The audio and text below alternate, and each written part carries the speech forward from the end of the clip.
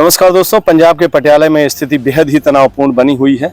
आम आदमी पार्टी की सरकार जब सत्ता में आई थी तो उसने बदलाव की बात कही, लेकिन बदलाव तो दिख नहीं रहा है, बल्कि बवाल जिस दिन से वो सत्ता में आए हैं दिख ही रहा है। बदलाव की जगह बवाल। आपको याद होगा, सत्ता संभालते वक्त ही कबड्डी प्लेयर की एक जालंधर के पास निर्मम हत्या कर दी गई थी। ऐसा कोई भी दिन नहीं होता है जबकि पंजाब में कहीं से खबरें जरूर आती रही हैं कि कहीं न कहीं मर्डर हो गया है, कहीं चिन्हैती हो गई है। और आम आदमी पार्टी सरकार जो बदलाव की बात कर रही है वहाँ बवाल ही बवाल है। पटियाला में जो काली माता मंदिर है उसके इर्द गिर्द जो है सुरक्षा चाक चौबंद कर दी गई है। आज कुछ संगठनों ने पटियाला में बंद की मांग की हुई है।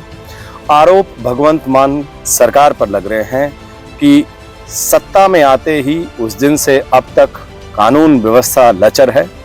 अफसरों के लगातार तबादले हो रहे हैं। पटियाला कांड में भी जो अभी पटियाला में जिस तरह से स्थिति तनावपूर्ण रही, जिस तरह से बवाल मचा, जिस तरह से तलवारें उठी, कुछ गोलियां भी चली हवा में, उसकी वजह से लगातार भगवंत मान सरकार जो है आरोपों से घिरी हुई है। आपको याद होगा कि किस तरह से जब 30 दिसंबर का वो दिन था 2021, अरविंद केजरीवाल दिल्ली के मुख्यमंत्री पंजाब आए और उन्होंने कहा कि पंजाब में जो कानून व्यवस्था है वो बहुत ही खराब है, बहुत ही लचर व्यवस्था है, और लोगों से मांग की कि इस कानून व्यवस्था को दुरुस्त करने के लिए वो आम आदमी पार्टी को वोट दें। आम आदमी पार्टी सत्ता में आई पहले दिन से ही पंजाब जो है कहीं न कहीं खबरें आती रही हैं हत्या की और इस तरह के धार्मिक उन्माद की। आपको याद होगा चुनाव के दौरान भी पटियाला में किस तरह से उन्माद फैला था। आपको ये भी याद होगा कि जब स्वर्ण मंदिर में एक युवक ने वहां बेअदबी की थी तो अरविंद केजरीवाल और पंजाब के ढेर सारे नेता शांति मार्च निकाले। लेकिन आज पटियाला और पंजाब दोनों में स्थिति बेहद ही तनावपूर्ण है। दोनों मतलब पंजाब राज्य पूरी तरह देखें, चाहे अमृतसर देखें, गुरदासपुर देखें, फिरोजपुर देखें, पटियाला देखें, संगरूर देखें, हर जगह कहीं न कहीं ऐसी चर्चाएं लगातार आ रही है। सरकार पर सवालिया निशान लगातार लग रहे हैं। सत्ता में आते ही आप देख सकते हैं किस तरह की घटनाएं हो रही हैं। पटियाला की तस्वीर आप देख ही रहे हैं। लेकिन आपको पीछे ले चलते हैं कि जो पंजाब में चर्चा है इस बात की कि क्या जो कवि हैं जिनके ऊपर एफआईआर भी दर्ज की है भगवंत मान की सरकार, और आरोप लगता रहा है कि ये दिल्ली के मुख्यमंत्री अरविंद केजरीवाल के इशारे पर जो कवि हैं, आप जानते होंगे इलेक्शन के दौरान, चुनाव के दौरान उन्होंने एक बहुत बड़ा आरोप लगाया। कवि कुमार विश्वास, उन्होंने क्या कहा था आपको वापस ले चलते हैं। और पंजाब में इस बात की चर्चा थी कि क्या कुमार विश्वास सही थे। सुनिए पहले कुमार विश्वास की जुबानी उस वक्त की कहानी।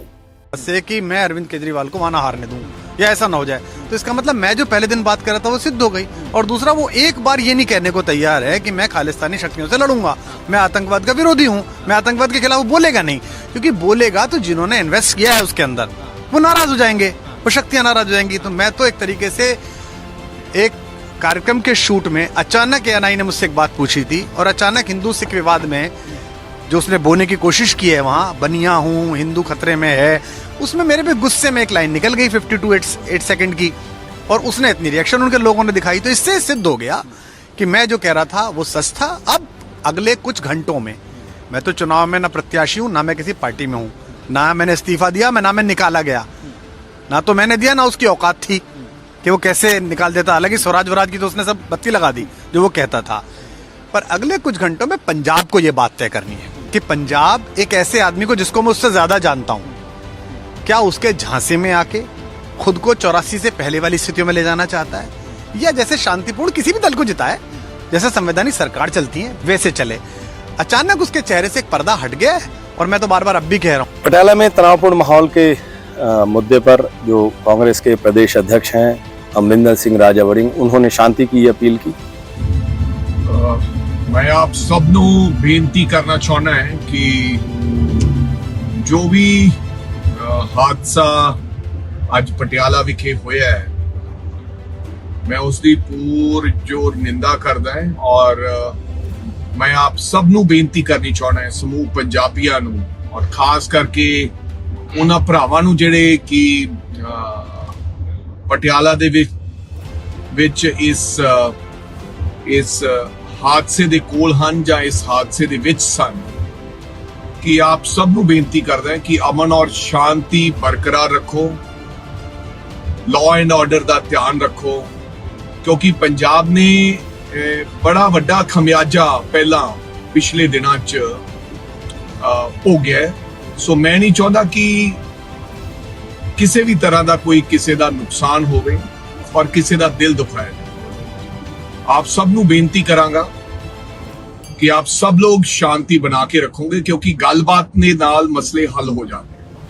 ਅਗਰ ਅਸੀਂ ਇੱਕ ਮੰਚ ਤੇ ਆ ਕੇ ਇੱਕ ਜਗ੍ਹਾ ਤੇ ਬੈਠ ਕੇ ਗੱਲਬਾਤ ਕਰਾਂਗੇ ਤਾਂ ਮੈਨੂੰ ਲੱਗਦਾ ਹੈ ਕਿ ਉਹ ਸਾਡੇ ਧਰਮ ਵਾਸਤੇ ਵੀ ਚੰਗਾ ਹੋਏਗਾ ਔਰ ਸਾਡੇ ਪੰਜਾਬ ਵਾਸਤੇ ਵੀ ਚੰਗਾ ਹੋਏਗਾ ਔਰ ਆਮ ਜਨਤਾ ਤੇ ਲੋਕਾਂ ਵਾਸਤੇ ਵੀ ਚੰਗਾ ਹੋਏਗਾ। ਔਰ ਉਮੀਦ ਕਰਦਾ ਹੈ ਕਿ ਸਾਰੇ ਪੰਜਾਬੀਆਂ ਭਰਾਵਾਂ ਤੋਂ, ਚਾਹੇ ਉਹ ਕਿਸੇ ਵੀ ਜਾਤੀ ਨਾਲ ਸੰਬੰਧ ਰੱਖਦੇ ਨੇ, ਕਿਸੇ ਵੀ ਧਰਮ ਨਾਲ ਸੰਬੰਧ ਰੱਖਦੇ ਨੇ, ਕਿਉਂਕਿ ਸਾਡੇ ਗੁਰੂਆਂ ਨੇ ਸਾਨੂੰ ਇਹ ਸਿਖਾਇਆ ਕਿ ਸਾਡੇ ਖੂਨ ਦਾ ਰੰਗ ਲਾਲ ਹੈ ਤੇ ਅਸੀਂ ਸਭ ਇੱਕ ਹਾਂ, ਸਾਰੇ ਜਾਣੇ ਇਕੱਠੇ ਹੈ, ਇਨਸਾਨ ਹੈ ਅਸੀਂ। ਸੋ ਉਮੀਦ ਕਰਾਂਗਾ ਕਿ ਤੁਸੀਂ ਸ਼ਾਂਤੀ ਬਣਾਏ ਰੱਖੋਗੇ ਐਂਡ ਕਿਸੇ ਤਰੀਕੇ ਦਾ ਕਾਨੂੰਨ ਨੂੰ ਆਪਦੇ ਹੱਥ ਵਿੱਚ ਨਹੀਂ। कांग्रेस नेता श्री राहुल गांधी ने पटियाला मुद्दे पर टिप्पणी करते हुए ट्वीट किया कि यह एक ऐसा राज्य है, यहाँ एक्सपेरिमेंट करने की कोई जरूरत नहीं है।